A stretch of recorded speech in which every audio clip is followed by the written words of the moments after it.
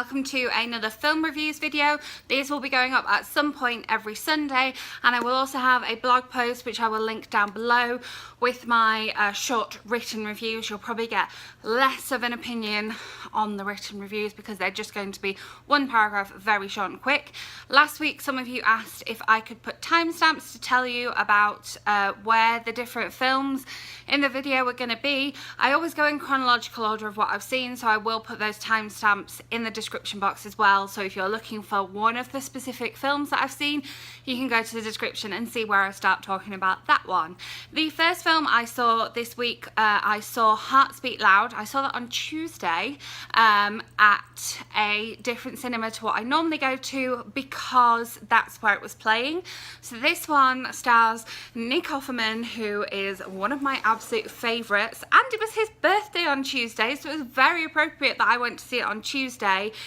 It was just a really sweet story about him and his daughter writing music and making music together, and him being nostalgic about music from his past.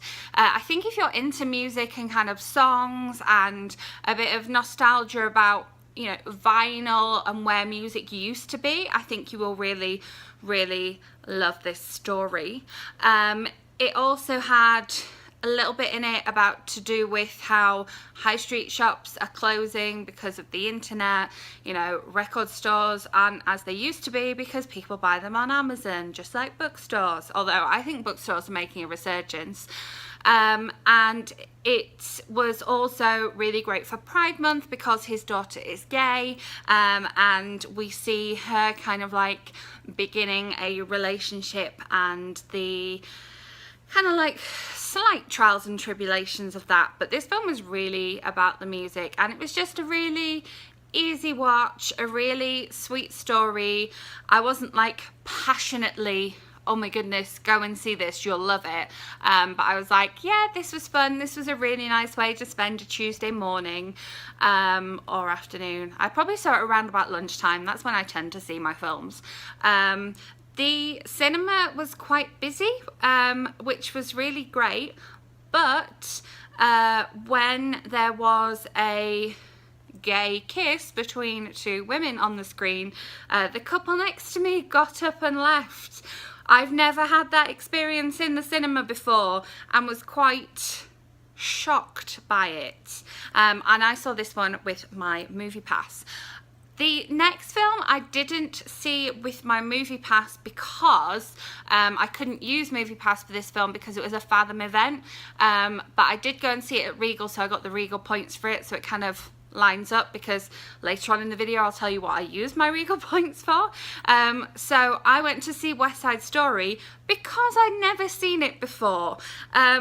I don't know why I haven't seen it before, but quite often these classic films come up on Fathom events and I haven't seen them, and so seeing them on the big screen as they were originally released is always really exciting, rather than going and getting the DVD and watching them at home where I'm going to be distracted by my phone. It's a really good experience to see these classic films on the big screen. So if you get a chance to see them, even if you've seen them before, like we went to see It's a Wonderful Life at Christmas on the big screen, and it's so different to seeing it at home in your living room.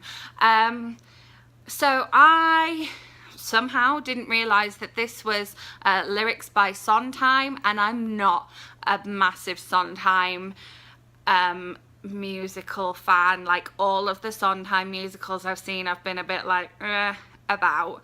Obviously this film won Oscar for Best Picture. Both Best Supporting Actors, actor and actress, got the Oscars for this film as well, which I think was totally deserved.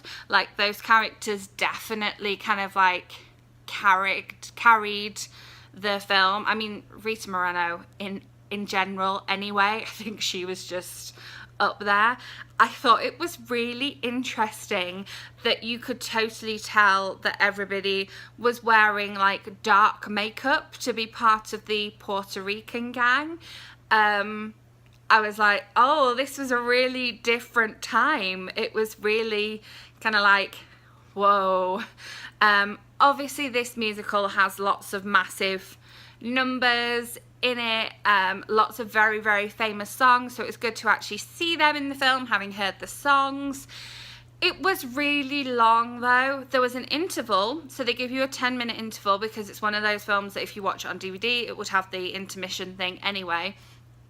And the cinema actually counts down the 10 minutes until the interval's over.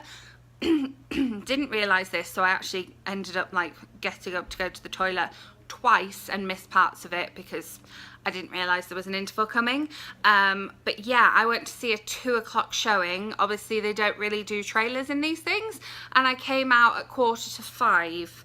So it's a long film. In my opinion, it's too long because the majority of the film takes place only over 2 days. Obviously it's a Romeo and Juliet retelling, so we know what's going to happen, what's going to end up, although the ending is slightly different to Romeo and Juliet. I'm not going to spoil the ending for you.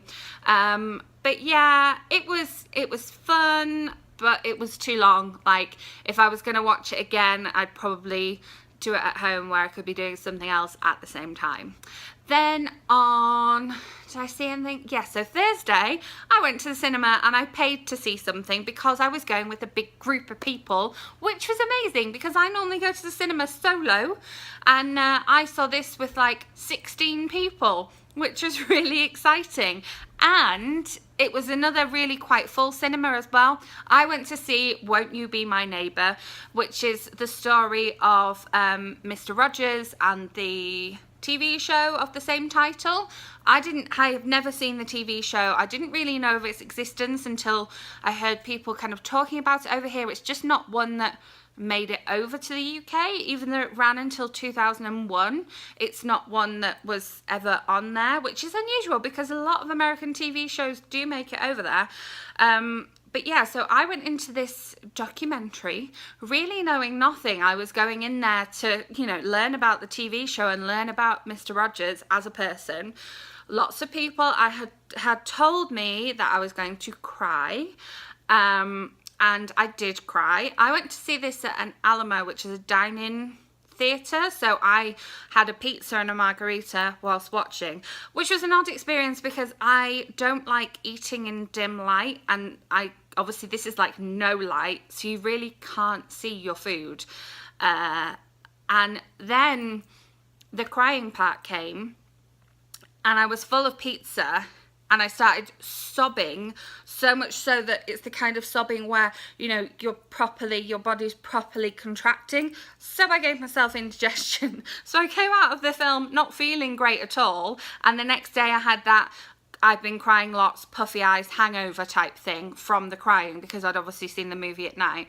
But that shows you just how good it is. It affected me physically in 2 ways, and that's, yeah. So I did learn about the TV show, I learned about the person, I learned about all the other people involved in the TV show, and so I paid for this so I can still see it with MoviePass, because MoviePass only lets you see each film once. So because I didn't use MoviePass for this, I will be going to see this again using my MoviePass, and I'll possibly take Ollie with me because I think he would like it, and I can use some of my Regal free points. And then last night we went to see American Animals. Now, American Animals is a MoviePass venture, so they've been pushing it for quite some time, but it's not really been majorly released around me. So this was on in a Regal cinema last night, and I used my MoviePass and I used my 15,000 points from Regal for a free ticket with Ollie, so we went to see this together. Again, it was a really busy cinema, and this film was so much better than I was expecting it to be. I didn't realise it also had a documentary aspect to it. So it's the story of these 4 college guys who decide that they are going to try and steal some very expensive, very rare books from their college library, sell them on somehow, and make millions of dollars from it. But the film is interspersed with stories from those real people. So we see them and we see their parents and a couple of the other people involved as well.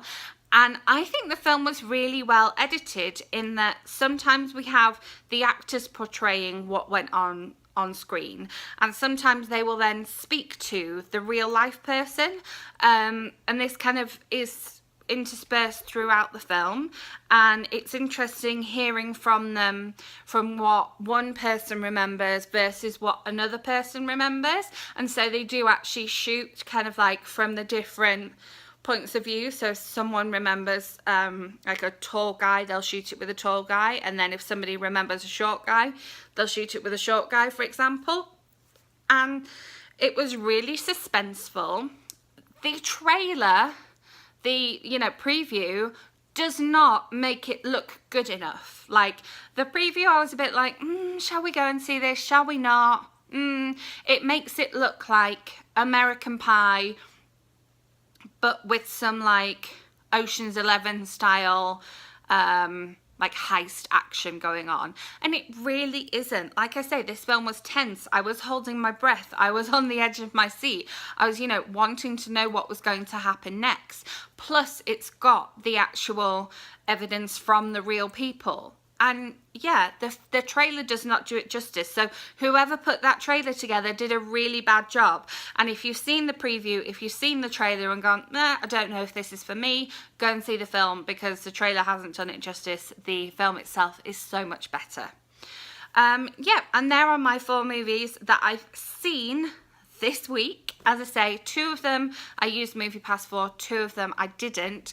But Won't You Be My Neighbour may come up in next week's. I used my Movie Pass for this one.